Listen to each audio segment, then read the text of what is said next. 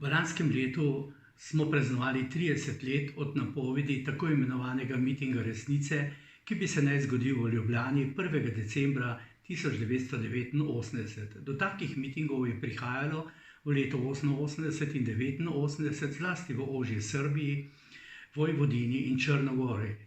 Na njih so organizatorji zahtevali, da vsa država deluje proti težnjam Albancev na Kosovu. Te vrste politično zborovanje so hoteli izvesti tudi v Ljubljani. Miting naj bi bil najprej v jeseni leta 1988, nato so ga na začetku marca 1989 prestavili na 25. marec, temu je sledila tretja napoved zborovanja in sicer za 1. december 1989. Datum ni bil izbran kar tako, bil je izbran premišljeno in provokativno. Tega dne leta 1918 je prišlo do združitve v kraljevino Srbov, Hrvatov in Slovencev. Formalno je kot organizator mitingov nastopalo Združenje za vrnitev pregnanih Srbov in Črnogorcev iz Kosova in Metohije, imenovano Božur, dejansko pa so bili prikriti bistveno širši in hujši ter daljnosežnejši nameni. Za akcijo Sever se je Slovenija zavarovala pred nasilnim posegom in morebitnim vojaškim udarom, ki bi močno obremenil demokratično preobrazbo Slovenije in otežila njeno pot k samostojnosti. Akcija Sever je bila organizirana z veliko učinkovitostjo, strokovnostjo in je zaščitila celotno ozemlje Slovenije.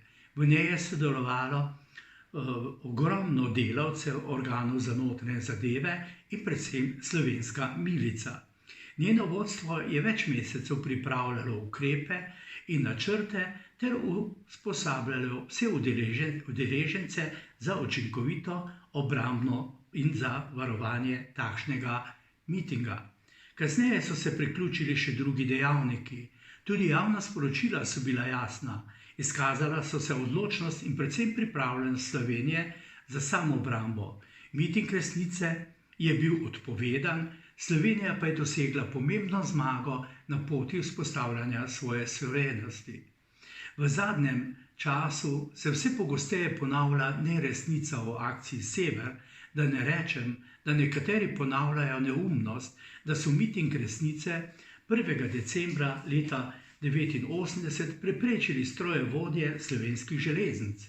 To si je dovolil povedati v govoru na slavnostni seji, ki je bila v lansko leto 23. decembra v počastitev dneva samostojnosti in enotnosti v Državnem zboru Republike Slovenije, ko je njegov predsednik Jože Tanko spregovoril o tem in rekel: ena takih ovir, ki bi lahko precej prepletla razmere še pred razpisom prvih svobodnih volitev v Sloveniji, bi lahko postal za 1. 12.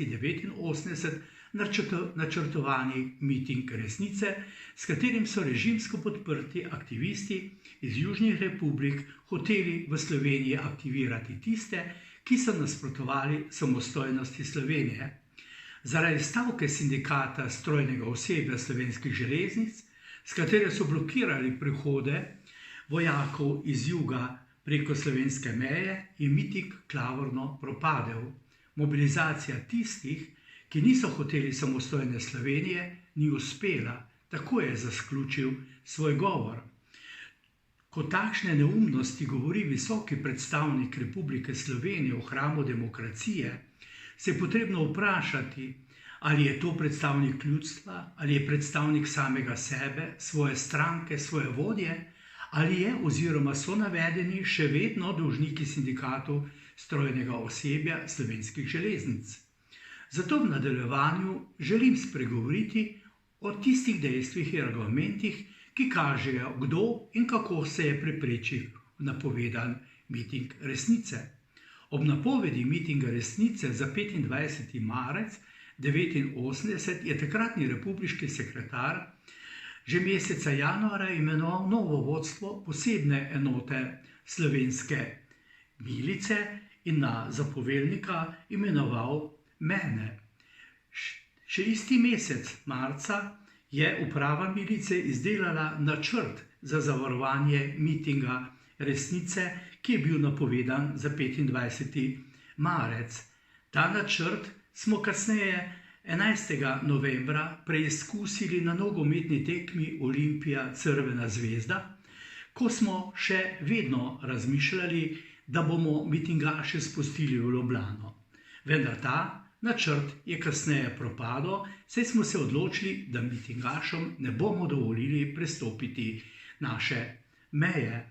Zelo pomemben je 20. november, ko je mestni sekretariat za notranje zadeve Mestne občine Ljubljana izdal odločbo, s katero je prepovedal miting resnice, z razlogom, da je prepovedal razpihovanje nacionalnega sovraštva in nestrpnosti, zlasti pa, da bi preprečil dejavnosti, katerih namen je bil nasilen potek javnega shoda ter motenje javnega reda in miru. To je bil ključni razlog. S tem se je 22.11. seznanila tudi Skupščina Socialistične republike Slovenije, ki je podprla takšno odločitev in vsem pristojnim organom naložila, da zagotovijo spoštovanje te odločitve ter da zagotovijo varnost in suverenost Socialistične republike Slovenije.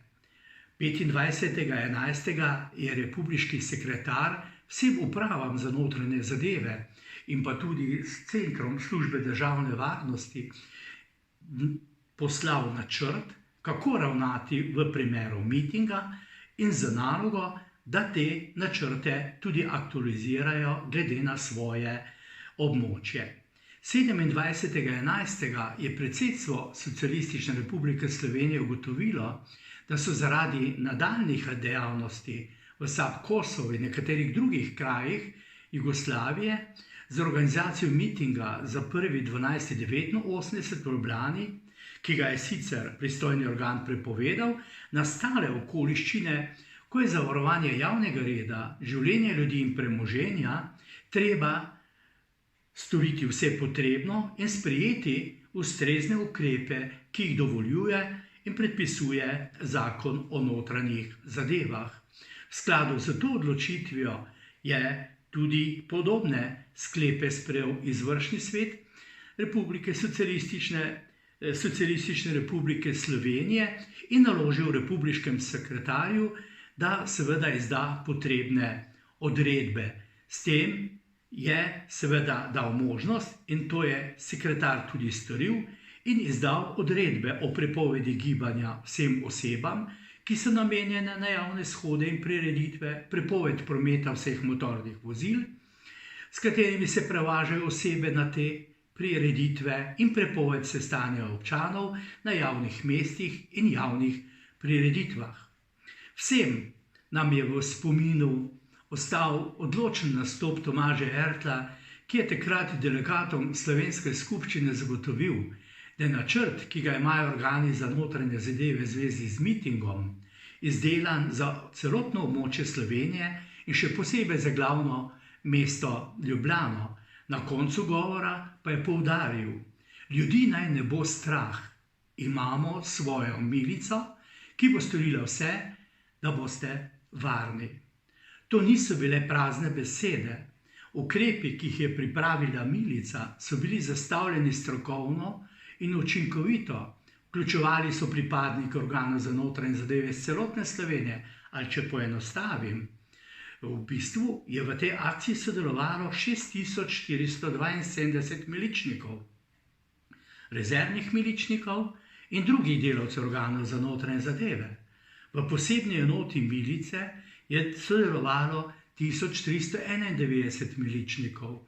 Iz zaščitne enote milice je sodelovalo 300 miličnikov, iz postaje milice je sodelovalo 2366 miličnikov, aktiviranih je bilo 1400 rezervnih miličnikov, sodelovalo je 415 delavcev kriminalistične službe in 600 delavcev službe državne varnosti. Za preprečitev mitinga resnice je bil zelo pomemben tudi oster nastop republiškega sekretarja Tomaža Ertla na razširjenem kolegiju Zveznega sekretarja za notranje zadeve v Zagrebu, kjer je uspel prepričati zveznega sekretarja, da je potem zvezni sekretar prepričal pristojne v Beogradu in v drugih republikah, da so mitingaše upozorili, da naj ne hodijo v Ljubljano, kajti miting je prepovedan. To je uspel predvsem zato, ker je zelo jasno predstavil načrte, ki jih je imela milica v zvezi z preprečitvijo mitinga, in pa tudi zato, ko je zelo jasno povedal, da tu ni le volja ministrstva oziroma takrat sekretariata za notranje zadeve slovenske oblasti, ampak da je to izrecna volja vseh slovenskih državljank in državljanov. Pri tem pa je najbolj zalegla po vsej verjetnosti grožnja, da se bodo mitingaši že na meji srečali z oboroženo silo, z milico in da bodo postali jedniki, njeni jetniki, daleč od Ljubljane. Naj omenim, da je republiški sekretar Črne Gore na kolegiju zveznega ministra poročal, da so že določili avtobuse in da bo avtobuse spremljala cisterna z bencinom, kajti v Bosni in Hercegovini ni bencina, in da bo te mitingarje spremljalo 40 črnogorskih miličnikov. Tako so želeli nastopiti tudi nekateri drugi sekretarji, vendar jih je naš sekretar zaustavil in jim povedal, da je to nepomembna diskusija in razprava, kajti mitinga v Ljubljani ne bo. Ljudje v Sloveniji so bili zaradi prepovedanega mitinga zelo vznemirjeni, zato so zelo pozorno spremljali delo milice. Številni med njimi so ponudili svojo neposredno pomoč in sodelovanje. To je bilo tudi najboljše merilo zaupanja v bistvu slovenski milici. Ko je bilo jasno, da je miting preprečen, so ljudje ne le iz Ljubljane, tudi širše Slovenije, organom za notranje zadeve in milici izrekali številne pohvale in zahvale. To potrjuje tudi slovensko javno mnenje državljank in državljanom, ki je bilo izvedeno v letu 1990 in kjer je kar 92,7% državljank in državljanov potrdilo in se opredelilo, da je slovenska oblast skupaj z milico pravilno ravnala, ko je preprečila miting resnice. Molčali pa so tisti, ki so se v tem obdobju v Sloveniji zelo trudili, da bi kar najbolj diskreditirali organe za notranje zadeve in milico pred slovensko javnostjo. To še danes nekateri počnejo, tudi Jože Tanko je to v svojem govoru nakazal in potrjeval. Čeprav spoštujemo odločnost in dobronamernost sindikata strojnega osebja Slovenskih železnic, ko so odpovedali vožnjo vlakov v Slovenijo, pa je smešna trditev podpredsednika, da so Slavko Kmetič in sindikat strojnega osebja preprečili miting resnice. Če pristanemo na Tankovo trditev, tolmačenje, je potrebno povedati, da je veliki del mitingašev nameraval priti na miting po cestah, po katerih pa vlaki ne vozijo.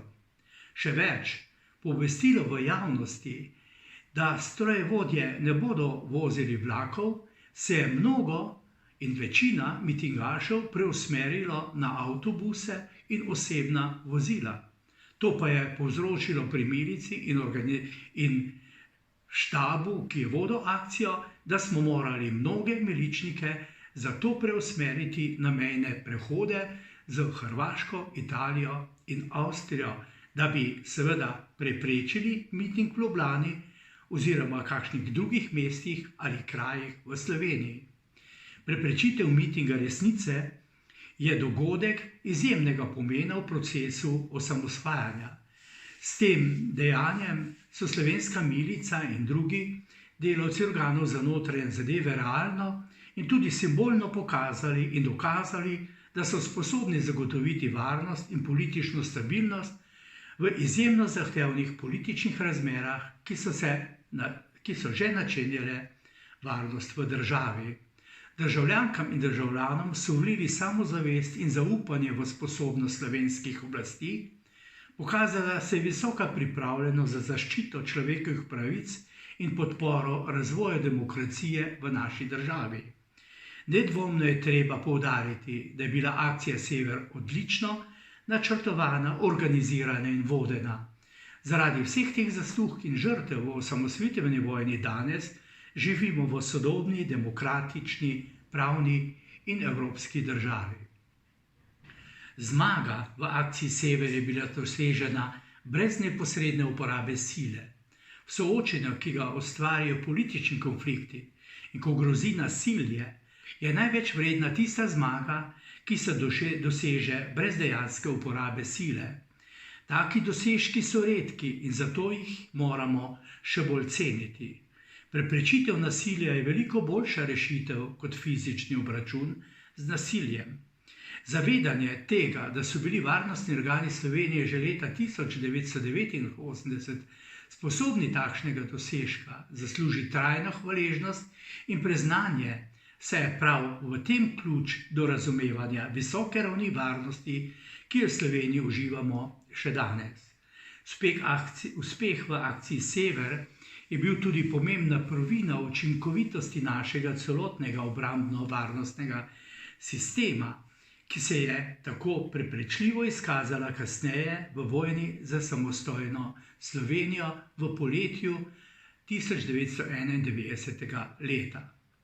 Zaradi enotnosti slovenskega političnega vodstva in vsega slovenskega ljudstva ter izredne profesionalnosti takratne milice in organov za notranje zadeve, je zaradi akcije poimenovane Sever ideja mitingašev propadla. Mitingu resnice je bilo enotno in odločno rečeno ne. Mitinga resnice ni bilo, Sever je ostal in obstal.